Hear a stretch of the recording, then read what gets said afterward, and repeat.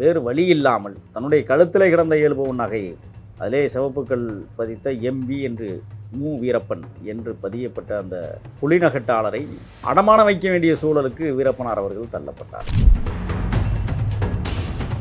பொருளாதாரம் சாதாரணமானதல்ல. ஏனென்றால் காடுகளில் இருக்கிற மக்களுக்கு வாரி இறைக்க வேண்டும். காரணம், தன்னை காட்டி கொடுத்து விடக்கூடாது என்பது மட்டுமல்ல, அதிரடிப்படை என்கிற அட்டுழியப்படையை காடுகளுக்குள் கொண்டு வந்து நிறுத்திவிடக்கூடாது என்பதற்காகவும் அவர் பல உதவிகளை செய்தார். பூதிப்படுகா என்கிற இடத்திலே 1989களில் அந்த காலத்திலேயே 30,000 பணத்தை கட்டிலுக்கு அடியில் வைத்திருந்ததை காவல்துறை கண்டுபிடித்து எடுத்துக்கொண்டது. ஆக செலவுக்கே பணம் இல்லாமல் தடுமாறிய காலச்சூழலில் வீரப்பனார் பூதிப்படுகாவிலிருந்து 6 நாட்கள் பசியும் பட்டினுமாக தப்பித்து நல்லூர் வந்து நல்லூரிலே ஒரு தாழ்த்தப்படுத்தப்பட்ட வகுப்பை சேர்ந்த ஒரு கிழவியினுடைய வீட்டிலே ராகி கிளியை தின்று விட்டு,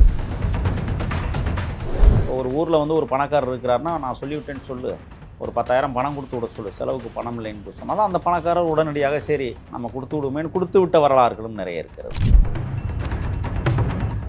பணம் இல்லாத காலகட்டத்திலும் சில பணக்காரர்களிடம் கையேந்திய வரலாறுகளும் உண்டு அவர் வாழ்க்கையில். ஆனால் ராஜகுமார் அழைத்து சென்றதற்கு பிறகுதான் பணத்தேவைகள் முற்றிலுமாக பூர்த்தியாகியது.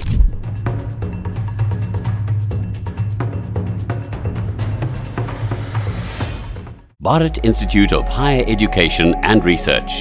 97களில் 98களில் பணங்கள் பெருமளவிற்கு புழக்கத்தில் இல்லாமல் போனதோ என்று ஒரு முடிவெடுத்ததற்கு பிறகுதான் தமிழ் தேசிய மீட்சிப் படை வீரப்பனாரிடத்திலே இணைந்தது. அதற்கு பிறகு தமிழ்நாடு விடுதலைப்படை வீரப்பனாருடன் இணைந்தது. ஆக கிட்டத்தட்ட ஒரு 30 பேர் கொண்ட ஒரு படை உருவாகுகிற போது பொருளாதார சிக்கல் நிறையவே வந்தது. அந்த காலகட்டத்தில் எனக்கு தெரிய அரியலூர் மாவட்டத்தில் வந்து ஒரு வங்கியிலே 2 விடுதலைப்படையும் மீட்சிப்படையும் இணைந்தே பொருளாதாரத்தை உருவாக்க வேண்டும் என்பதற்காக மத்திய அரசு நிறுவனங்களில் கை வைக்க வேண்டும் என்று கருதி ஒரு வங்கியை கொள்ளையடித்த வரலாறுகள். அதன் மூலமாக பணம் ஈட்டப்பட்டது. அதை தாண்டி இன்னொன்று இருக்குது. பெண்ணாகரம் வங்கியிலே கொள்ளையடிக்கிற திட்டத்தையும் வீரப்பனார் நடத்தினார்கள். ஆனால் அந்த திட்டம் தேக்க நிலை அடைந்தது, ஃபெயிலியர் ஆனது. அதற்கு காரணம், வீரப்பனார் வைத்த உளவாளிகள் சரியான தருணத்தில் அதை சொல்லவில்லை. அது மட்டுமல்ல, பகலில் அந்த வங்கி கொள்ளை என்பது ஏற்புடையதாக இருக்க முடியாது. ஆக அவர் தேர்ந்தெடுத்த நேரம் பகல் என்பதால் அங்கே இருப்பவர்கள் உசராகிவிட்டார்கள். ஆகையால் பெண்ணாகரம் வங்கி கொள்ளையடித்தல் முயற்சி தடைபட்டு போனது. ஆனால் இறுதி நாட்களில் பணம் தேவை அபரிமிதமாக தேவைப்பட்ட போது வேறு வழி இல்லாமல் தன்னுடைய கழுத்தில் கிடந்த இயல்பவன் நகையை அதிலே சிவப்புக்கள் பதித்த எம்பி என்று மு வீரப்பன் எம்பி என்று பதியப்பட்ட அந்த புலிநகட்டாளரை அடமானம் வைக்க வேண்டிய சூழலுக்கு வீரப்பனார் அவர்கள் தள்ளப்பட்டார்கள். நாங்கள் சென்ற காலங்களில் பணத்தேவை நிறைய இருந்தது என்றாலும் கூட சிரமம் இருந்தது. பணம் போதிய அளவுக்கு இல்லை. பசியை எவ்வளவு காலம் தாங்க முடியும்? இப்படி ஒரு விடயம் நகர்ந்து கொண்டே போனது. அதற்கு பிறகுதான் மீட்சிப்படையும் விடுதலைப்படையும் வங்கிகளில் கொள்ளையடிக்க வேண்டும், அப்பொழுதுதான் நம்மளுடைய பொருளாதாரத்தை ஈட்டி போர்க்களத்தை உருவாக்க முடியும் என்று கருதினார்கள். ஆனால் இறுதி நாட்களில் வீரப்பனார் அவனுடைய அந்த செயினை அடமானம் வைத்து அதிலே கிடைத்த பணத்தை வைத்து கொண்டு ராஜகுமார் அவர்கள், கன்னட சூப்பர் ஸ்டாராக இருந்த ராஜகுமார் அவர்களை அழைத்து செல்கிற வரை அந்த பணம் பாதுகாப்பாக பத்திரமாக செலவழிக்கப்பட்டது. 2000 ஆண்டு ஜூலை மாதங்களில் பணத்தேவை முற்றிலுமாக நின்று போகிற ஒரு சூழல். அப்பொழுதுதான் ஒரு அரசியல் பிரமுகரிடம் பணம் கேட்டு சொல்லிவிட்ட நிலையில் அந்த அரசியல் பிரமுகர் சில லட்சங்களை கொடுத்து செலவுக்கு வைத்து கொள்ள சொன்னார். நான் பெயரை சொல்ல விரும்பவில்லை. அப்படித்தான் அவருடைய பொருளாதார வாழ்க்கையை அவர் சீரமைத்து கொண்டார். ஆனால் ராஜகுமார் அழைத்து சென்ற விடயங்களுக்கு பிறகுதான் பண பொருளாதாரம் மேலோங்கி நின்றது. அதற்கு காரணம், அரசியலமைத்த கோரிக்கைகளும் தனக்கு பண தேவை இருக்கிறது, அதையும் பூர்த்தி செய்ய வேண்டும் என்று இரு மாநில அரசுகளுக்கும் அவர் கோரிக்கை வைத்ததின் பலனாக பல லட்சங்களை இரு மாநில அரசுகளும் ஒத்துக்கொண்டதின் அடிப்படையில் அவருக்கு கொடுக்கப்பட்டது. அந்த பணம்தான் தன்னுடைய வாழ்நாள் முழுவதும் மக்களுக்கும் கொடுத்து தானும் உண்டு வாழ்வை நகர்த்தினார் என்பதுதான் வரலாறாக அமைந்தது. ஆக பொருளாதாரம் சாதாரணமானதல்ல.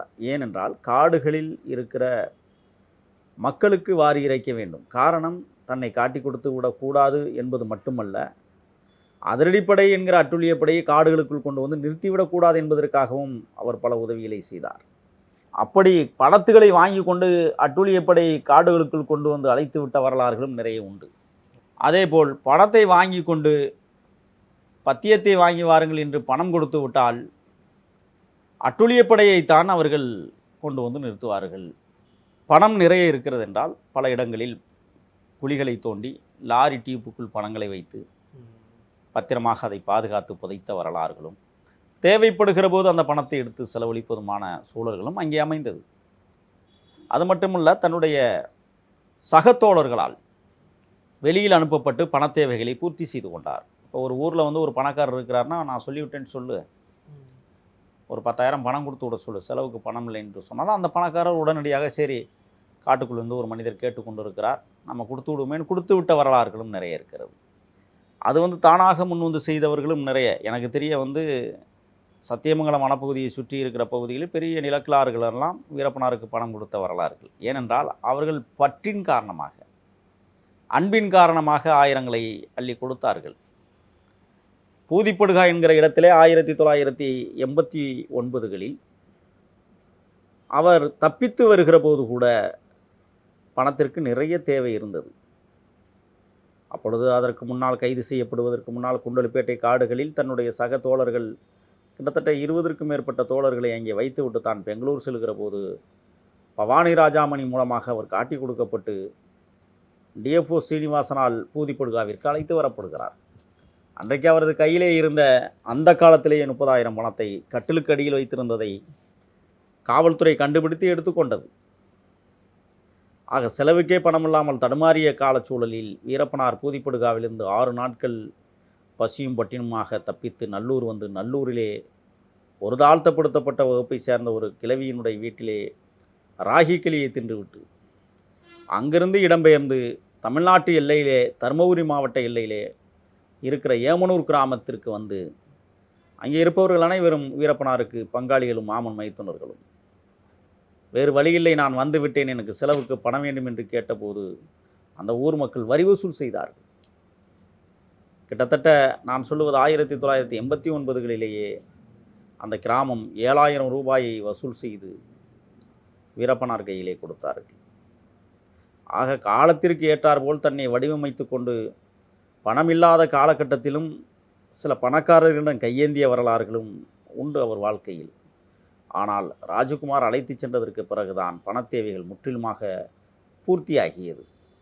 ஆனால் வீரப்பனார் அவர்கள் காடுகளுக்குள் இருக்கிற போது அதிரடிப்படை என்கிற அட்டூழியப்படை நிறைய ஆடு மேய்த்தவர்களை, மாடு மேய்த்தவர்களை, வீரப்பனாருக்கு தூரத்து உறவினர்களை வீரப்பன் கூட்டாளிகள் என்று சொல்லி கூலிக்கு வேலைக்கு சென்றவர்களெல்லாம் பிடித்து தேவாரம் என்கிற அயோக்கியன் கைது செய்து சிறைப்படுத்தப்பட்டு சுட்டு கொன்ற வரலாறுகளும் உண்டு. அப்பாவிகள் நூற்றுக்கணக்கான பேரை சுட்டு வீழ்த்தினார்கள். இன்றைக்கும் அவருடைய மனைவிகள் விதவிகளாகவே வாழுகிற துர்பாக்கிய நிலை இன்று மேற்கு தொடர்ச்சி மலை காடுகளில் இருக்கிறது என்றால், அந்த குடும்பங்களுக்கு கடைசி நாட்களில் வீரப்பனார் அவர்கள் சில லட்சங்களை அள்ளி கொடுத்து சந்தோஷப்படுத்தி இருக்கிறார். இதுதான் அவருக்கான பண தேவைகளில் ஆரம்பம் முதல் இறுதி வரை எங்கெல்லாம் பணம் வருகிறது என்பதை துல்லியமாக அறிந்து கொண்டு அதற்கு ஏற்றாற்போல் செலவுகளை செய்வார். பொதுவாக ஒரு வாரத்திற்கு அரிசி பத்தியம் வாங்கி வர வேண்டும் என்று கணக்கு போட்டால் 20,000 ரூபாய்க்கு மேற்பட்ட பணங்கள் தேவைப்படும். அப்போ கையிலே குறைந்தது 20,000 மட்டும் கொடுத்து விட மாட்டார். அதோடு சேர்த்து 5,000மோ 10,000மோ வாங்கி வருபவர்களுக்கும் பங்கீட்டு தொகையை கொடுத்து பகிர்ந்து கொள்ள செய்வார். அப்படித்தான் வீரப்பனார் அவர்கள் பண தேவைகளை காடுகளில் பூர்த்தி செய்து கொண்டார். நம்ம நேயர்களுக்காக சிறப்பாக பேசுனது ரொம்ப நன்றி சார். நன்றி.